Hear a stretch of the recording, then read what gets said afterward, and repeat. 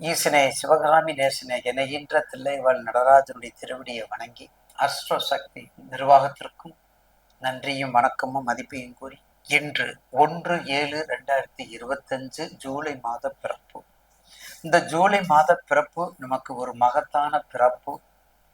நமது கர்மங்களை அறுக்கக்கூடிய பிறப்பு. தட்சணாயனம் உத்தராயணத்துல கடைசியா வரக்கூடிய ஆணி மாதத்தில் வரக்கூடிய ஜூலை.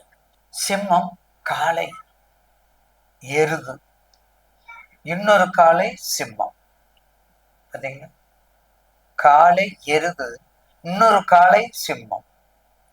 அப்படி இரண்டு கோணங்கள்ல, இரண்டு நிலைகள்ல, இரண்டும் உயர்ந்த உரம் பெற்றவர்கள், வலிமை பெற்றவர்கள். ஆண்டி பார்த்துக்கிறேன், என்னையா ஜேசிபியில போயிட்டு சும்மா வச்சுட்டு வந்திருக்கிற கேட்கிறான்ல. கிராமத்துல எதிரடையா இருக்கும்போது, சத்ருவா இருக்கும்போது கேட்குறாங்களா, என்ன இப்படி எல்லாம் பண்ணா என்ன செய்ய முடியும்?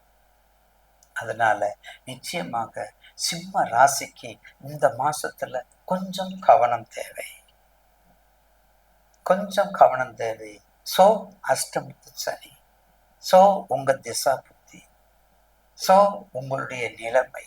உங்க ஜனன ஜாதகத்தை எடுத்துக்கணும், உங்க ஜனன ஜாதத்தை எடுத்துக்கொண்டு பாருங்கள். அப்பதான் அதனுடைய புரிதல், அதனுடைய தத்துவம், அந்த பாவக தன்மையினுடைய பெனிஃபிட் உங்களுக்கு தெரியும். அந்த பெனிஃபிட், பாவகத்தினுடைய பெனிஃபிட் உங்களுக்கு தெரியும். அப்படிப்பட்ட சிம்ம ராசி நேயர்களுக்கு இந்த ஜூலை மாதத்துல கொஞ்சம் கவனமாக இருக்கணும். அது மட்டும் இல்ல, குடும்பத்துல குழப்படியை கொடுக்கக்கூடியது, கணவன் மனைவி உறவு சிறப்பது, இருதார அமைப்பை ஏற்படுத்தக்கூடியது, பயமுறுத்தக்கூடியது, பக்குவத்தை கொடுக்காது, பயமுறுத்த கொடுக்கிறது, தெளிவை கொடுக்காது, சிக்கலை கொடுக்கும்.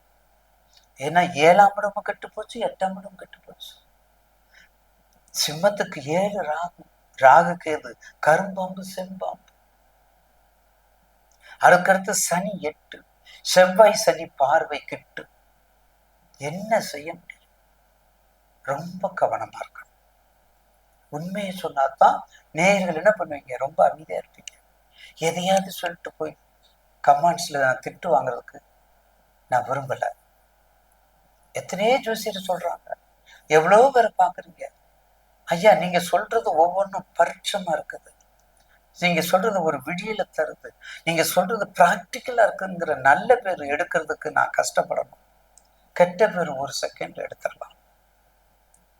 அதே மாதிரி அந்த மாத பிறப்புல ஒரு 10 தேதி இந்த குரு பயிற்சி, சனி பயிற்சி முடிஞ்சு, அந்த வக்கர பயிற்சி எல்லாம் முடிஞ்சு, ஒரு ஜூலை 20க்கு மேல ஃப்ரீயா என்ன கேட்டாலும் ஐயா சொல்லுங்க.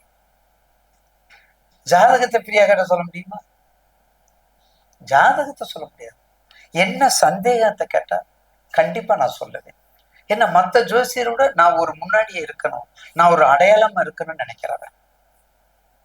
அதனாலதான் கண்டிப்பாக நேயர் பெருமக்களுக்கு இந்த சிம்ம ராசி ரொம்ப கவனத்தை கொடுக்கக்கூடிய, நல்ல அம்பாள் வழிபாடு நல்லா பண்ணுங்க, சிவபெருமான் நல்லா கும்பிடுங்க, திருத்தலங்கள் சென்று வாருங்கள். வயதுல இருக்கும் போதே 274 பாடல் பெற்ற ஸ்தலங்களை தரிசனம் பண்ணுங்க.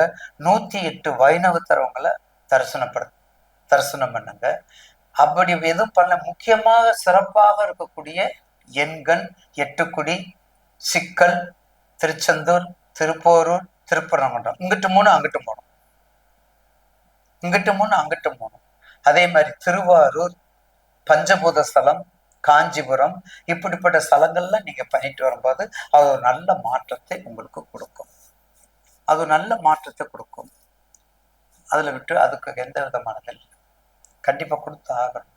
எப்படி கொண்டு வந்தா கொஞ்சம் கவனமாக. ஏன்னா 7.5 சனி, ஏற்கனவே உங்க ராசியில செவ்வாய் கேது, ஏற்கனவே 7, 8 சுத்தம் இல்லை. அப்ப ராசிநாதன், உங்களுடைய ராசிநாதன் தான் லாபத்துல இருக்காரு, அது ராஜ யோகத்தோட இருக்கா, சூரிய புதன் நாயகத்தோட இருக்காரு. அப்ப உங்க ராசிநாதன் நல்லா இருக்கிறதுனால அது ஒன்றும் கஷ்டம் இல்லை. ஏன்னா அந்த தலைமை நல்லா இருக்குதுல்ல, அந்த தலைமை நல்லா இருந்தா ஒன்றும் பயப்பட வேண்டியது இல்லை. அதுதான்